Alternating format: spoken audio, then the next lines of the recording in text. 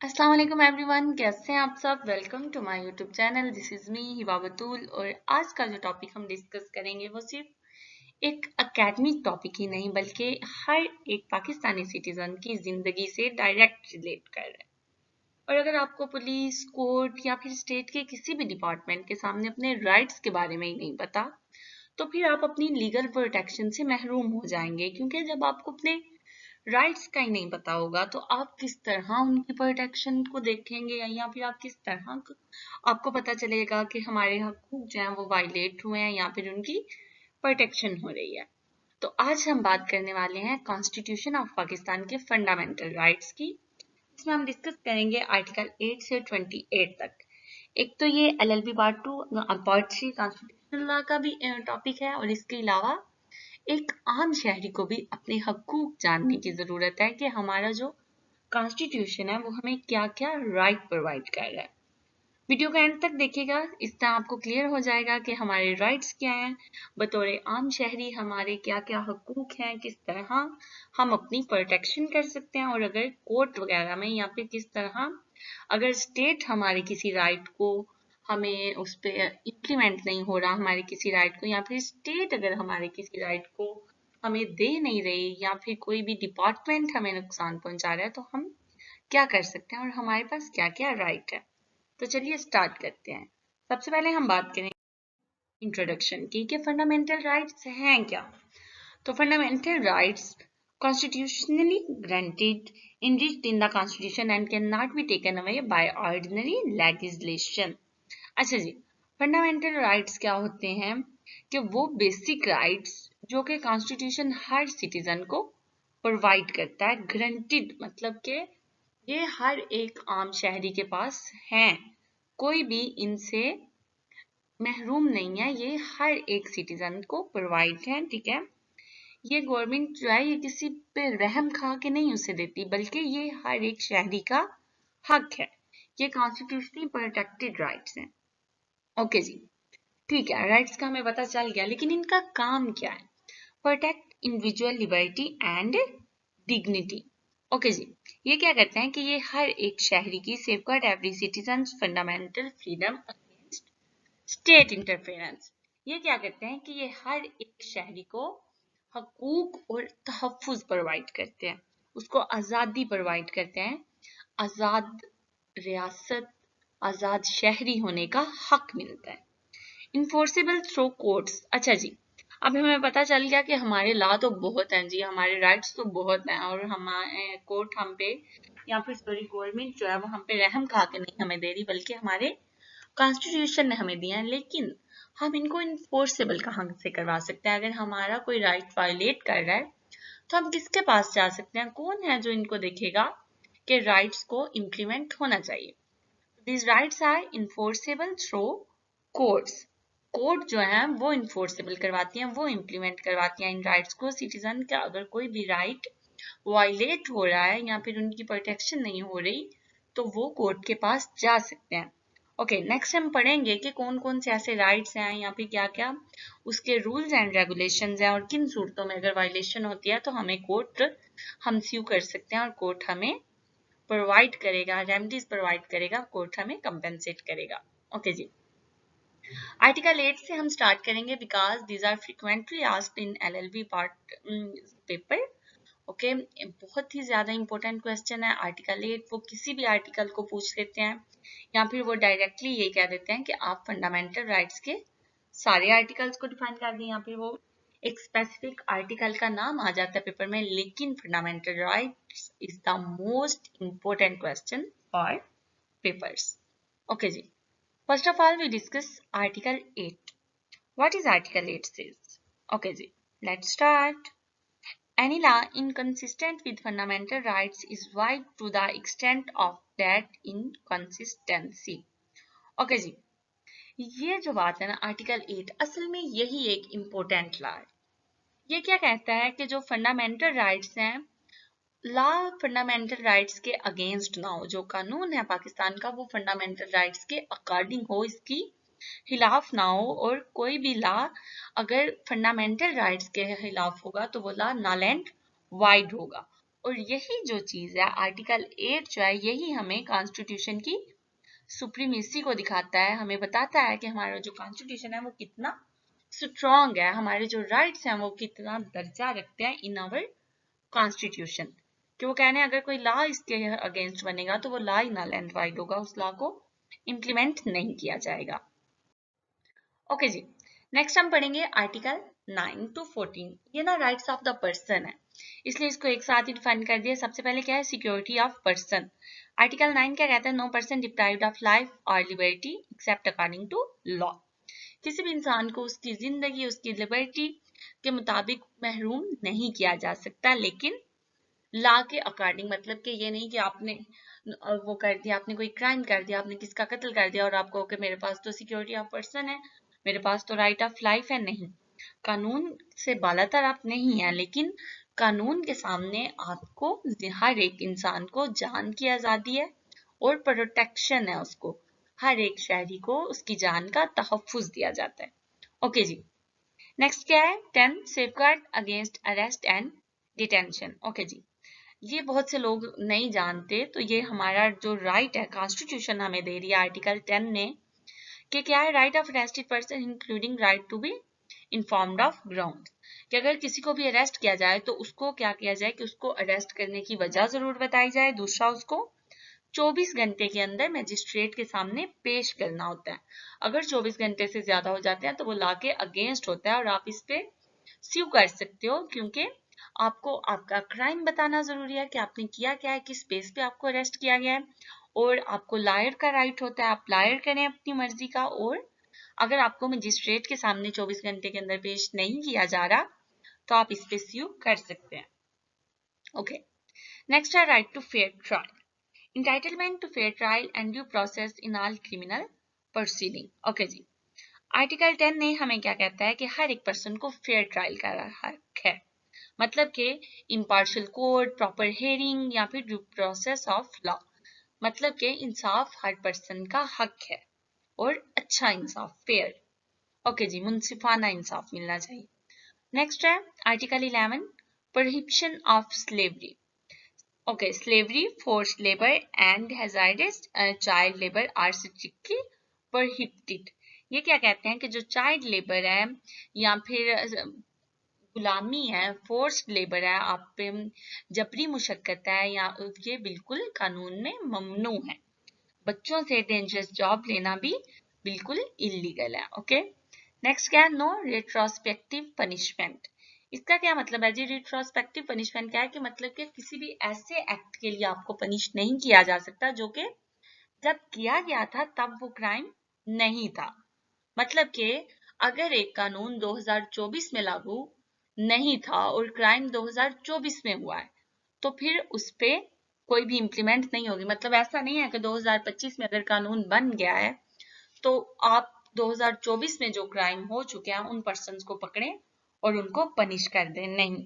बल्कि अब जो पर्सन 2025 में वो करेगा जिसका कानून ने हमें मना कर दिया है तो उसके अगेंस्ट उसको पनिश किया जाएगा। लेकिन उसको 2026 में जब वो एक्ट बना ही नहीं, 2024 में कोई कानून नहीं था, तो उस वक्त जो उसने क्राइम किया उसके लिए उसको पनिश नहीं किया जाएगा, उसको उस एक्ट के लिए, उस ऑफेंस के लिए पनिश नहीं किया जाएगा। ओके, नेक्स्ट क्या है, नो डबल जियोपर्डी।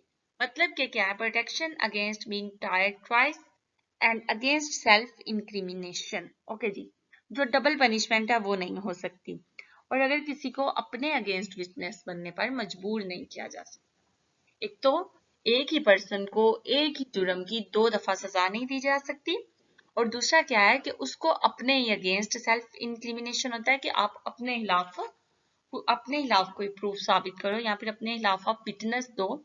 आपको मजबूर नहीं किया जाता कि आप अपने खिलाफ गवाही दें। ओके जी, आर्टिकल 4 हमें क्या कहता है, dignity of man. Human dignity is inviolable, privacy of home is protected. कि हर पर्सन की इज्जत जो है वो महफूज है और घर, चादर, चार दीवारी का तकद्दुस पामाल नहीं करना चाहिए।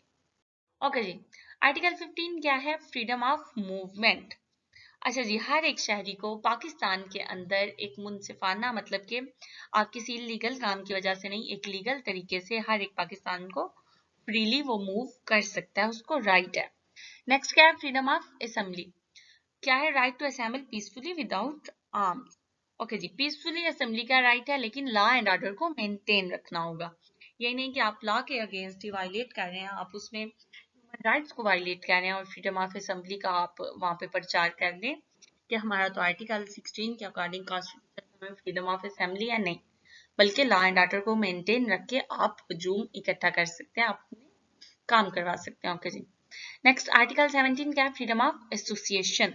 आपको किसी भी फॉर्म्स के साथ, किसी भी फिल्म्स के साथ, किसी भी एसोसिएशन के साथ, किसी भी यूनियन, किसी भी पॉलिटिकल पार्टीज के साथ बिल्कुल फ्रीली आपको इजाजत है, आपका राइट है कि आप किसी भी एसोसिएशन, किसी भी कंपनी के साथ आप अटैच हो जाए। ओके जी, आर्टिकल 18 क्या है, फ्रीडम ऑफ ट्रेड, मतलब कि प्रोफेशन। हर एक सिटीजन को क्या है कि वो लीगल लॉफुल ट्रेड, बिजनेस और profession subject to qualification described by law. हर सिटीजन को अपना प्रोफेशन, बिजनेस, ट्रेड चूज करने का राइट है, लेकिन वो लॉ के मुताबिक होना चाहिए, लॉ के अगेंस्ट नहीं होना चाहिए। ओके जी, नेक्स्ट क्या है जी हमारे पास, फ्रीडम ऑफ स्पीच। हर एक शहरी को आजादाना तौर पे आजादी राय का हक है, वो बोल सकता है, लेकिन इस पे भी रीजनेबल रिस्ट्रिक्शन लग सकती हैं। मतलब कि लॉ एंड ऑर्डर है, आप मॉरलिटी से नीचे नहीं जा रहे, आप सिक्योरिटी ऑफ स्टेट के अगेंस्ट नहीं जा रहे, लेकिन फ्रीडम ऑफ स्पीच है, आजादी राय है, लेकिन ख्याल रखना होगा कि हम किसी के इस तरह बात नहीं कर रहे कि वो डेफोमेशन के जुमरे में आ रहा है, या फिर हम अपने फ्रीडम ऑफ स्पीच के चक्कर में किसी दूसरे को नुकसान नहीं पहुंचा रहे, किसी दूसरे पे तोहमत नहीं लगा रहे। वही चीज कि हमें कानून से बालातर नहीं होना चाहिए। आजादी राय हमारा हक है, लेकिन हमें उसको एक जो हक दिया जाए, जो हमारे राइट्स हैं, उनको अच्छे तरीके से यूटिलाइज करना चाहिए। ओके, हमारे पास इस पे मैं ज्यादा इसलिए थोड़ी सी बात कर रही हूँ क्योंकि हमारे पास बहुत से लोग ऐसे हैं जो कि बिना सोचे समझे कुछ भी बोल देते हैं as a freedom of speech, और उनका सबसे बड़ा हथियार ये होता है कि जी हमें तो फ्रीडम ऑफ स्पीच है। नहीं, फ्रीडम ऑफ स्पीच है, लेकिन लॉ एंड ऑर्डर को मेंटेन रखना होगा। लॉ एंड ऑर्डर के अकॉर्डिंगली फ्रीडम ऑफ स्पीच है, आपका डेफामेशन में नहीं आएगा, आप किसी को हर्ट नहीं कर रहे हो, और फिर आपको राय देने की आजादी है। ओके जी, नेक्स्ट क्या है, राइट टू इंफॉर्मेशन। ये क्या है, article 19 A, citizens have the right to access information in matters of public importance। हर एक सिटीजन को जो पब्लिक इंपॉर्टेंस है उसकी इंफॉर्मेशन लेने का हक है। आप अपने राइट्स के बारे में और जो कि माशरे में बातें हो रही हैं उनके बारे में जानना आपका हक है। राइट टू इंफॉर्मेशन आपको हमारा कॉन्स्टिट्यूशन प्रोवाइड कर रहा है। ओके जी, नेक्स्ट क्या है, आर्टिकल 20 टू 25 ए। ये क्या है, रिलीजन, प्रॉपर्टी एंड इक्वालिटी के मुताबिक है। ओके जी, सबसे पहले आर्टिकल 20। आर्टिकल 20 हमें क्या कह रहा है, freedom to profess, practice and propagate religion. हर एक शख्स को, सिटीजन को अपने रिलीजन को फॉलो करने का, प्रैक्टिस करने का और उसको उसका प्रचार करने का प्रॉपर हक है। अपने मजहब को पाकिस्तान के अंदर हर एक इंसान अपने मजहब का प्रचार कर सकता है, उसको आसानी से फॉलो कर सकते हैं। नो कंपल्शन टू पे taxes for promoting another religion. Article 21 हमें क्या कह रहा है कि अगर आप एक रिलीजन को, आप मुसलमान नहीं हैं तो आपको मुसलमानों के कामों के लिए टैक्सेस पे करना नहीं पड़ेंगी। ये हमें हमारा कॉन्स्टिट्यूशन राइट प्रोवाइड कर रहा है। Protection against contrary religious instruction in institution. Okay जी, आर्टिकल 22 क्या कह रहा है कि जो इंस्टीट्यूशन है, इदारे हैं, तालीमी इदारे, उनमें भी आप अपनी मजहब की किताबें पढ़ सकते हैं। आप पे बंदिश नहीं है, या फिर आपको कोई भी बहुत सख्ती से फोर्सफुली आप पे अपना रिलीजन इम्प्लीमेंट नहीं कर सकता। ओके जी, प्रॉपर्टी राइट्स में क्या आ जाता है, आर्टिकल 23 हमें क्या कहते हैं, right to acquire, hold and dispose of property. हर एक सिटीजन को जायदाद हासिल करने का, उसको इस्तेमाल करने का और उसको रखने का हक है। आर्टिकल 24 क्या कह रहा है, no compulsory acquisition except by law with compensation. Property को लॉ के बगैर सीज नहीं किया जा सकता। आर्टिकल 25, इक्वालिटी ऑफ सिटीजन, के जो तमाम शहरी हैं वो बराबर हैं। All citizen equal before law and entitled to equal protection, no discrimination based on sex. जो तमाम शहरी हैं वो कानून की नजर में बराबर हैं, कोई भी कानून की नजर में एक दूसरे से ऊपर नहीं है, और ना ही रिलीजन की बेस पे कोई डिस्क्रिमिनेशन है, ना ही जेंडर की बेस पे कोई डिस्क्रिमिनेशन है। मतलब कि रंग, नस्ल, जिन्स का कोई भी इम्तियाज नहीं है। लॉ की नजर में सब बराबर हैं और ये हमें हमारा कॉन्स्टिट्यूशन राइट प्रोवाइड कर रहा है। Okay, next article 25A, right to education. इसके मुताबिक हमारे पास क्या है कि जो 5 से 16 ईयर तक है वो गवर्नमेंट की तरफ से फ्री एजुकेशन है और लाजमी है। 5 से 16 साल के बच्चों को फ्री और एजुकेशन लाजमी मिलनी चाहिए। आर्टिकल 26 के according non discrimination in public places. Public places पे आपको इक्वल एक्सेस हासिल है हर सिटीजन को। ये नहीं कि आप जो पब्लिक प्लेसेस हैं, जो गवर्नमेंट हमारे लिए पार्क या फिर और पब्लिक प्लेसेस बनाती है, उस पे कोई भी रंग, नस्ल, मजहब का तजाद नहीं है, जिन्स का तजाद नहीं है। पब्लिक प्लेसेस पे हर एक पर्सन को इक्वालिटी है, कोई भी पर्सन उन पब्लिक प्लेसेस को यूज कर सकता है। ओके, आर्टिकल 27 के according safeguard in public service, no discrimination in service appointment. Okay, वही बात कि जो मुलाजमतें हैं, उन गवर्नमेंट जॉब्स हैं, उनमें भी डिस्क्रिमिनेशन नहीं हो सकती। आप इस बात पे नहीं आपको जॉब का इश्यू होगा कि आप किसी और मुल्क से हैं, सॉरी आप किसी और नस्ल से हैं, या फिर आपका मजहब हो रहा है, या फिर ये तो मर्दों के लिए है और ये औरतों के लिए है, या फिर आप यहाँ के रिहायशी नहीं है।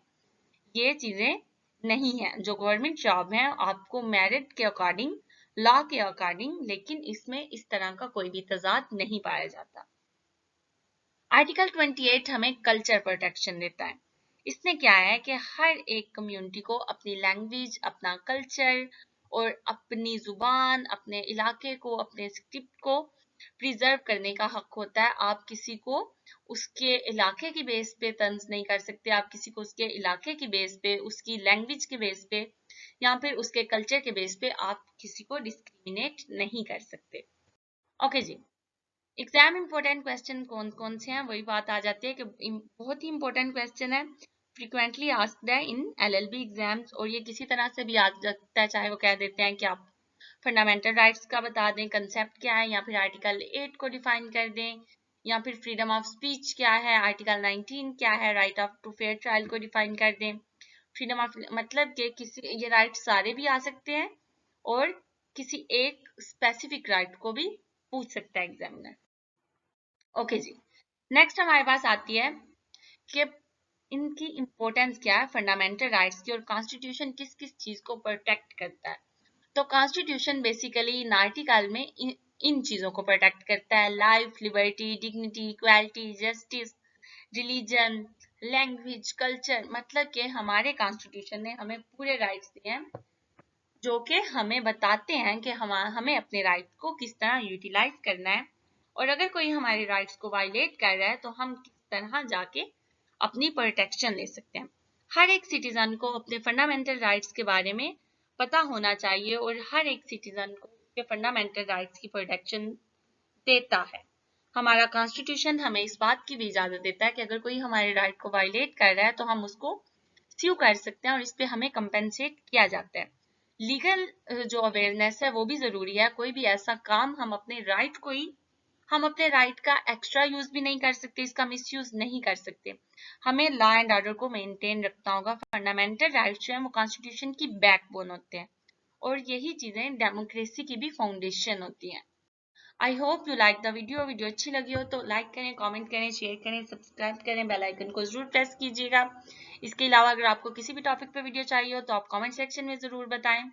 आपको इस टॉपिक के पीडीएफ नोट्स चाहिए या फिर किसी भी कोई भी लीगल एडवाइस चाहिए तो मैं फाइवर का लिंक डिस्क्रिप्शन में लगा रही हूँ, आप जरूर विजिट कीजिएगा। इसके अलावा www.justify.com को जरूर विजिट कीजिएगा। एक ऑथेंटिक वेबसाइट है, इसके ऊपर आपका कोई भी प्रैक्टिकल लाइफ कोई भी इश्यू है, कोई भी प्रॉब्लम है तो आप वहां पे जाके अपना मसला बताइएगा। बिल्कुल ऑथेंटिक है, कोई भी प्राइवेसी का आपका ख्याल रखा जाता है, कॉन्फिडेंशियल ऐप है और आपकी प्रॉब्लम को सुना जाता है। अपने राइट्स को जानिए और अपने राइट्स की प्रोटेक्शन कीजिए क्योंकि ये एक हर शहरी का हक है और आजाद हक है क्योंकि हमारे कॉन्स्टिट्यूशन ने ये हमें हक दिया है। Thank you so much, take care, अल्लाह हाफिज।